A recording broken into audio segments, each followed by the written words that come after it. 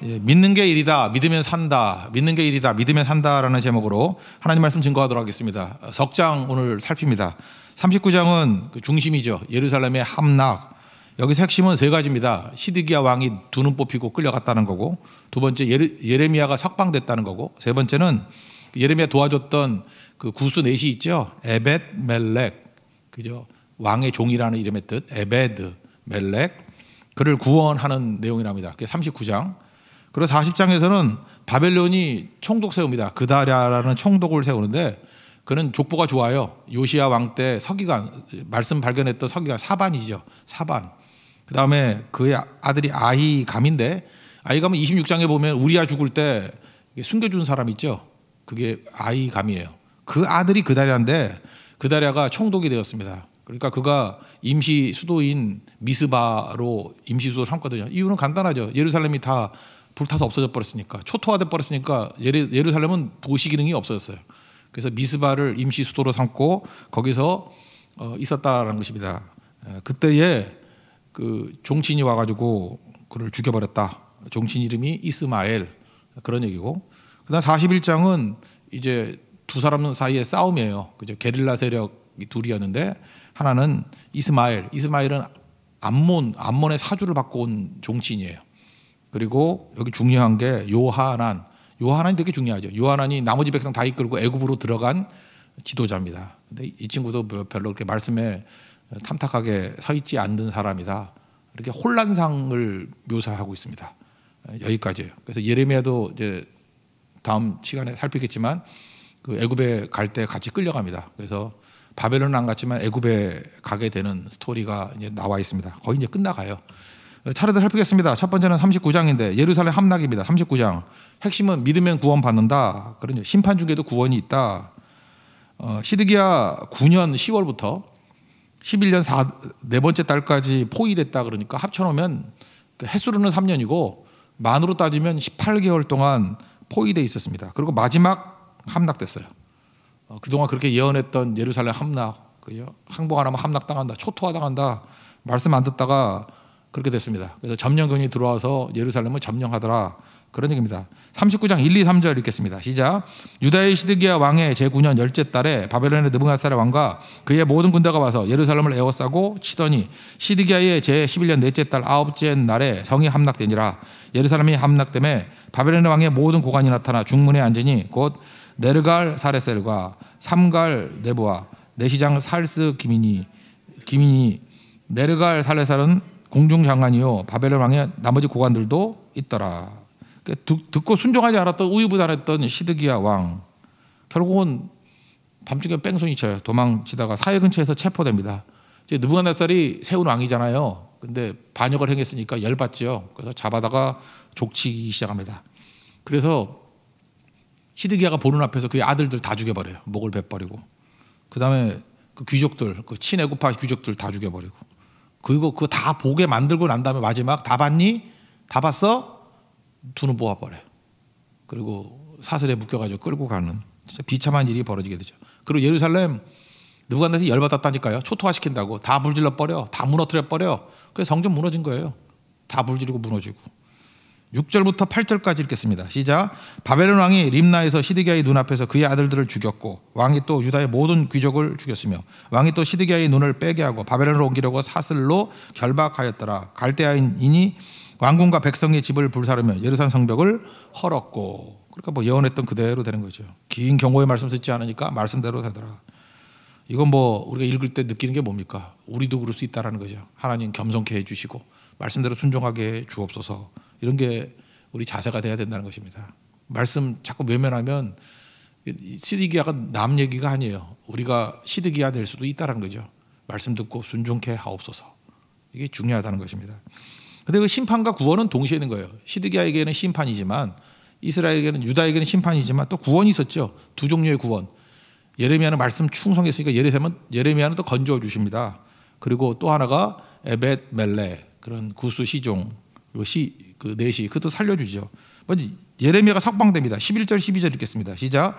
바벨론의 느부갓네살 왕이 예레미야에 대해 사령관 느부사라단에게 명령하여 이르되 그를 데려다가 선대하고 해하지 말며 그가 내게 말하는 대로 행하라. 소문 다 났어요. 정보가 있으니까 예레미야는 잘 대우해줘라. 느부갓네살이 이렇게 얘기를 해줬다라는 것입니다. 이렇게 석방된 예레미야가 첫 번째 했던 일이 뭐냐? 자기를 목숨 걸고 구해줬던 구스넷이 에벤멜렉의 구원을 선포하는, 하나님 말씀 들은 것을 선포합니다.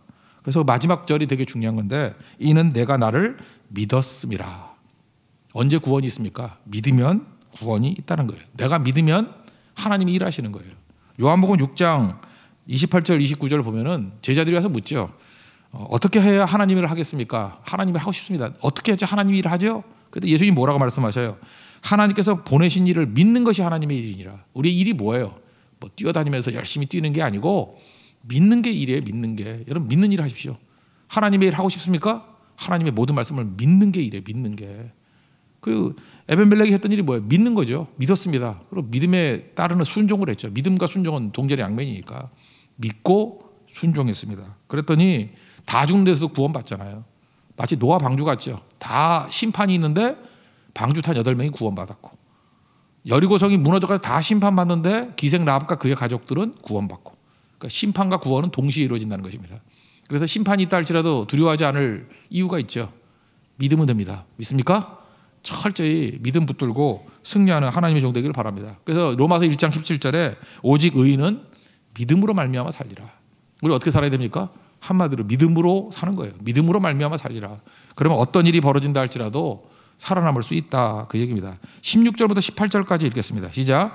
너는 가서 구스인 에벤멜렉에게 말하기를 만군의 여호와 이스라엘의 하나님의 말씀에 내가 이 성에 재난을 내리고 복을 내리지 아니하리라 한 나의 말이 그날에 내 눈앞에 이루리라. 여호와의 말씀이니라. 내가 그날에 너를 구원하리니 내가 그 두려워하는 사람들의 손에 넘겨지지 아니하리라. 내가 반드시 너를 구원할 것인즉 내가 칼에 죽지 아니하고 내가 노량물같이 내 목숨을 얻을 것이니 이는 내가 나를 믿었음이라. 여호와의 말씀이니라 하시더라. 우리도 우리를 향한 하나님 말씀이 이것이 되기를 원합니다. 이는 내가 나를 믿었음이라. 그러면 심판육에도 구원받을 수 있다는 것입니다. 믿음을 통해서 사는 인생, 믿음을 통해서 구원받는 하나님의 거룩한 종되기를 축원합니다. 그 다음 40장입니다. 이제 예루살렘에 함락됐어요. 여기서 예레미야에게 임한 게 뭐냐? 이제 풀려났죠. 하나님의 말씀이 그에게 또 임했어요. 뭐냐면은 사실은 그냥 바벨론에 같이 가면은 좋은 대우 받잖아요. 그죠?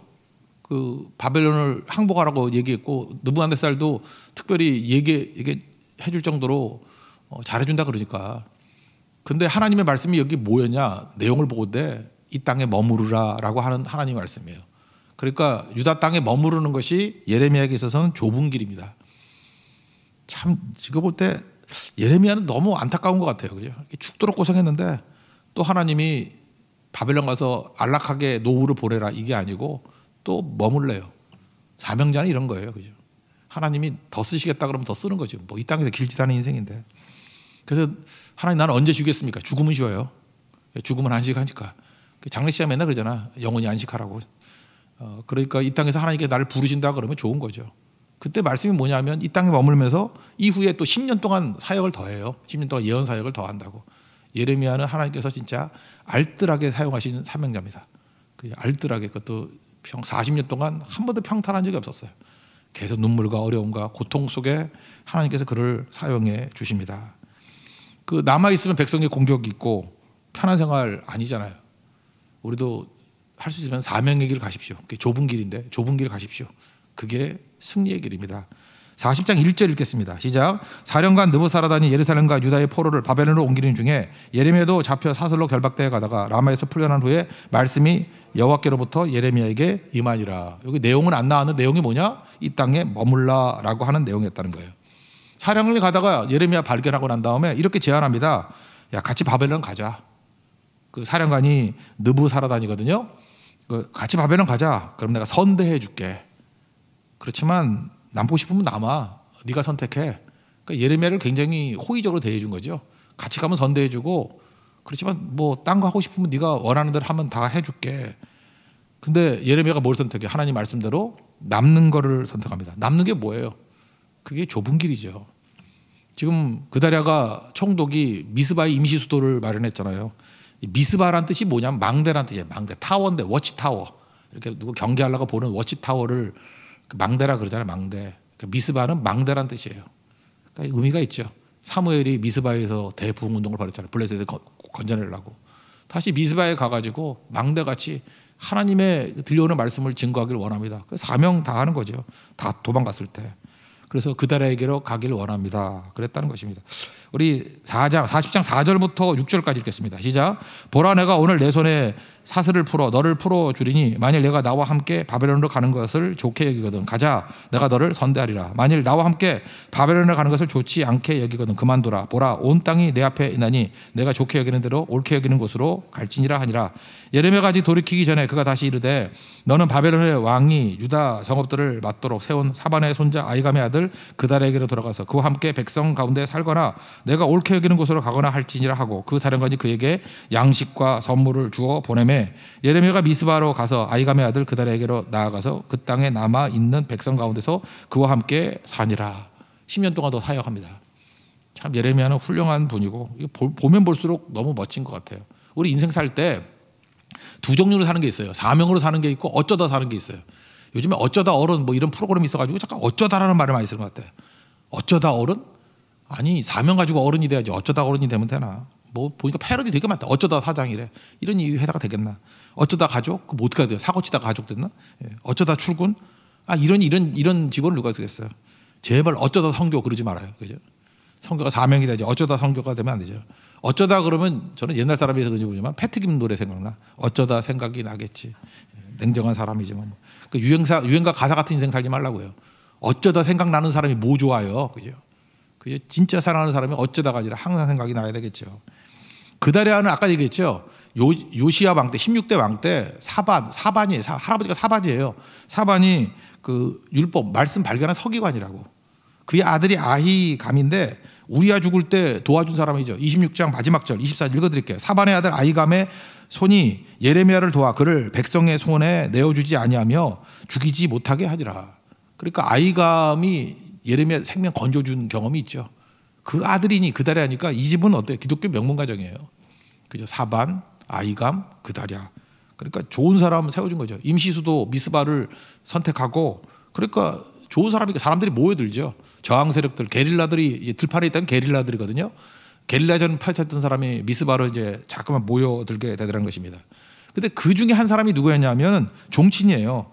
반바벨 세력 가운데 그 암몬의 왕이 바알리스거든요. 바알리스의 사주를 받아가지고 그다랴 죽이라 이런 사주를 받고 온 이스마일이라는 사람이 있고 또 하나 중요한 사람이 요하난이에요.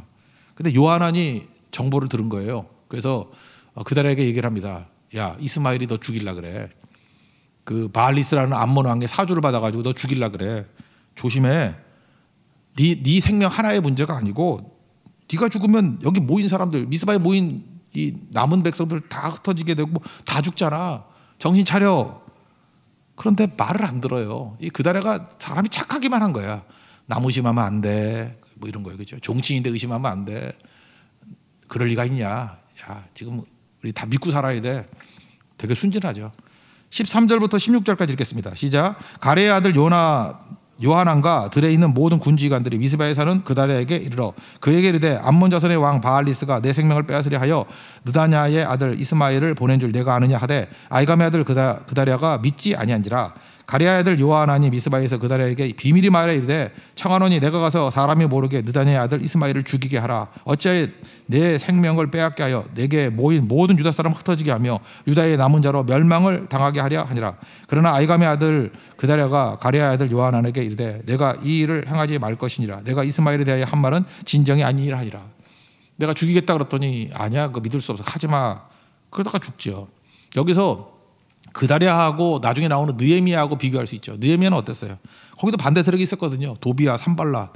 경계하잖아요. 느헤미야 4장 16절 보니까 절반은 일하고 절반은 갑옷을 입고 창가방패로 준비하고 있더라고. 이런 게 필요한 거죠. 이게 에베소 6장에는 뭐예요? 하나님의 전신갑주를 입으라. 하나님의 일을 할 때 순진하게만 하면 안 되는 거죠. 깨어 있어야 되죠. 정황을 잘 파악하고 영성과 실력이 겸하여 있어야 된다는 것입니다. 그다랴의 한계는 뭐예요?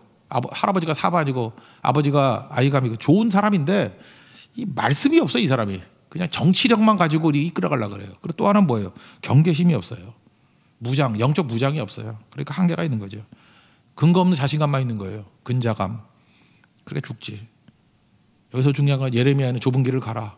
어떻게 가야 돼요? 이 그다랴를 통해서 말씀의 빛 가운데 가야 돼요. 성령과 함께 가야 된다고요. 성령께서 우리가 못 보는 부분을 보여주십니다.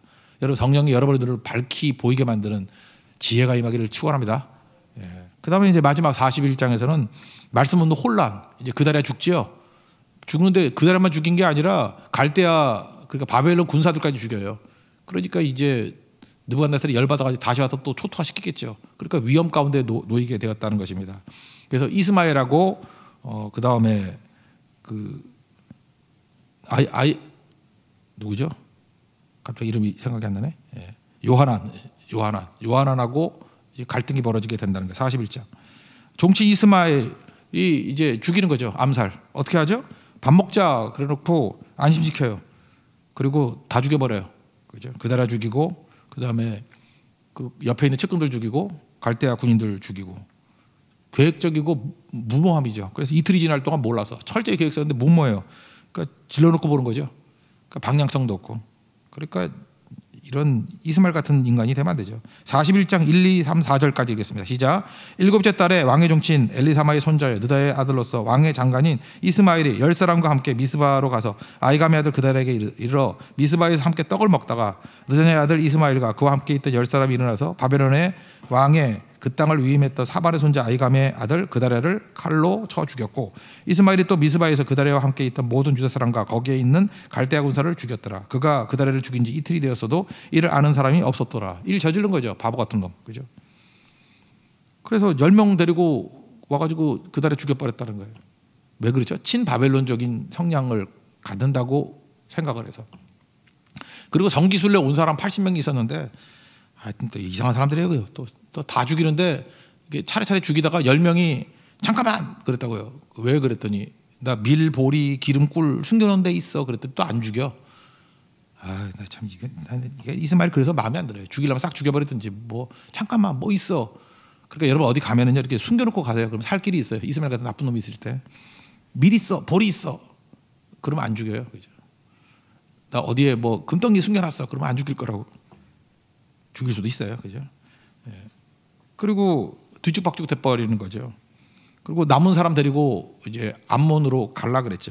10절만 읽겠습니다. 10절만 시작. 미스바에 남아있는 왕의 딸들과 모든 백성 곧 사령과 느부사라단이 아이감의 아들 그다랴에게 위임하였던 바 미스바에 남아있는 모든 백성을 이스마엘이 사로잡되 곧 느다냐의 아들 이스마엘이 그들을 사로잡고 암몬 자손에게로 가려고 떠나니라. 자기 있던 바알리스 거기를 가려고 다 끌고 가려고 했다는 것입니다. 근데 이 소식을 누가 들었어요? 요하난이 듣고 열받아가지고 이스마엘 이 죽일 놈 싸우러 나갔다고요.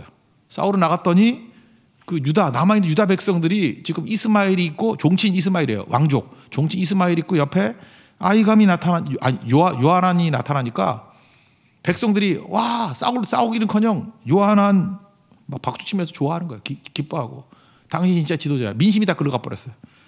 그랬더니 뭐 이거 좀 민망해진 거죠. 그래서 8명 데리고 이스마엘은 암몬으로 가버리고 나머지 모든 백성들이 다 요하난에게로 붙었습니다. 요하난이 지금 무슨 생각하는 거예요? 죽이기는 이스마엘이 갈대아 사람 죽였지만 내가 죽였다고 오해할 수 있잖아요. 갈대아 바벨론 왕이. 그래서 안 되겠다. 그래서 모든 백성 이끌고 애굽으로 갑니다. 애굽으로. 그게 요하난이에요. 11절부터 15절까지 읽겠습니다. 시작. 가레의 아들 요하난과 그와 함께 있는 모든 군 지휘관이 느다냐의 아들 이스마엘이 행한 모든 악을 듣고 모든 사람을 데리고 느다냐의 아들 이스마엘과 싸우러 가다가 기브온 큰 물가에서 그를 만나매 이스라엘과 함께 있던 모든 백성이 가레의 아들 요하난과 그와 함께 있던 모든 군 지휘관을 보고 기뻐한지라. 이에 미스바에서 이스마엘이 사로잡은 그 모든 백성이 돌이켜 가레의 아들 요하난에게로 돌아가니 느다냐의 아들 이스마엘이 8사람과 함께 요하난을 피하여 암몬 자손에게로 가니라. 이제 요하난에게 모든 민심이 다 모여들게 되었습니다. 근데 그는 두려우니까 애굽으로 가자. 17, 18절 읽겠습니다. 시작. 애굽으로 가려고 떠나 베들레헴 근처에 있는 게롯 기맘에 머물렀으니 이는 느다냐의 아들 이스마엘이 바벨론의 왕이 그 땅을 위임한 아이감의 아들 그다랴를 죽였으므로 그들이 갈대아 사람을 두려워함이었더라. 여기 보세요. 지금 예루살렘이 함락했습니다. 고난이 왔죠. 고난이 왔다고 다 풀리는 게 아니에요. 말씀이 없으니까 우왕좌왕 길을 못 찾잖아요. 여러분 꾸준히 하나님 말씀이 들려오고 있다는 게 얼마나 중요한지 아십니까? 예수님이 그랬잖아요. 길이요 진리요 생명이라고. 말씀이 길이에요. 믿습니까? 예수님이 길이면 믿습니까? 그리고 뭐예요? 진리가 빛을 비춰줘요. 조명해줘요. 성령이 조명해준다고. 그리고 힘을 주시잖아요. 생명의 힘, 힘과 에너지 주시잖아요. 이거 없이 살 수가 없다고. 여기 보세요. 고난 당한다고 다 끝난 게 아니에요. 뭐 광야에 있다고 다 사는 게 아니라고요. 죽도록 고생해도 망할 길이 있습니다. 말씀 없으면 망해요. 그달에도 그랬죠. 이 허접한 인간들. 빨리 예레미야 붙들어서 말씀 붙들어야지, 말씀. 그죠? 이스마엘은 아예 말씀 붙들 생각도 안 하고. 그다음 요하난 같은 사람은 이제 나중에 예레미야 만나거든요. 예레미야 말 듣고 또 안 들어요. 이 친구도 말 안 듣고 굳이 애국 가면 죽는다 그래도 똑같은 거예요. 고집 부리는 거죠. 시드기하고 다를 게 하나도 없어요. 결국은 뭐 반발해가지고 남은 백성들 이끌고 가지만 똑같은 종족이었다, 그 얘기죠. 순종하면 살고 불순종하면 죽습니다. 그 메시지라는 거예요. 오늘 39장 믿으면 구원받는다. 믿습니까? 여러분들 예레미야, 에벤멜렉 같은 믿음으로 구원받는 인생 되기를 원합니다. 그리고 40장 예레미야 같이 좁은 길 가십시오. 편한 길 가지 말고 그냥 나무라 사명의 길 가십시오. 어쩌다 그런 인생 살지 말고 사명의 인생을 사십시오. 좁은 길 가십시오. 좁은 길. 그리고 말씀 없으면 그다랴가 되었던 이스마엘이 되었던 뭐 누가 됐든 간에 여호난이 되었던 뭐 다 망한다는 거예요. 말씀의 길만 갈 수 있는, 말씀을 들을 수 있는 게 복이라는 걸 깨닫고 항상 순종하는 믿음의 종 되기를 축원합니다. 자리에 세례하겠습니다. 우리 내 삶은 주의 거 찬양하겠습니다.